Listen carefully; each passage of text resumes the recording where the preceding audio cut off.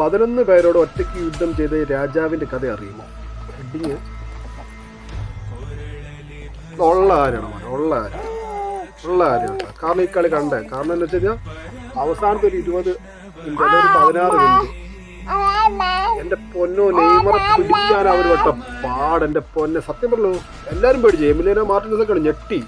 അവസാനം പുള്ളിയെ കൊല്ലാക്കൊല ചെയ്യുമായിരുന്നു ഗ്രൗണ്ടിലിട്ട് അമ്മാനോടെ കൂടി. അത്ര 10-16 ഫൗളോട് ആ കളി തന്നെ കിട്ടി. നിക്കറൊക്കെ വലിച്ച് കീറി എല്ലാവരും പേടിച്ചു. അവരുടെ മിഡ്ഫീൽഡും ബാക്കിയൊക്കെ പുള്ളിയാണല്ലോ ഇല്ലായ്മ ചെയ്യുമായിരുന്നു. അമ്മാതിരി കളിയായിരുന്നു കേട്ടോ. അവസാനം എമിലിയാനോ പറയാ ഒരു ഇതിൻ്റെ ഇടയ്ക്ക് എന്താ പറയുക ഒരു അതിൽ പറഞ്ഞ അവസാനം ഞങ്ങൾ പേടിച്ച് നെയ്മർ അതുപോലെ പേടിച്ച് അവസാനത്തെ കുറച്ച് ഒരു 16 മിനിറ്റ് ഞങ്ങൾ നല്ലാണ്ട് പേടിച്ച്.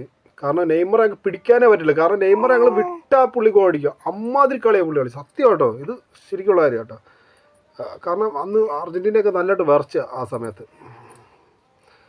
ഉള്ള കാര്യം പറയല്ലോ. നെയ്മർ റിവഞ്ചൊക്കെ ചെയ്യണം.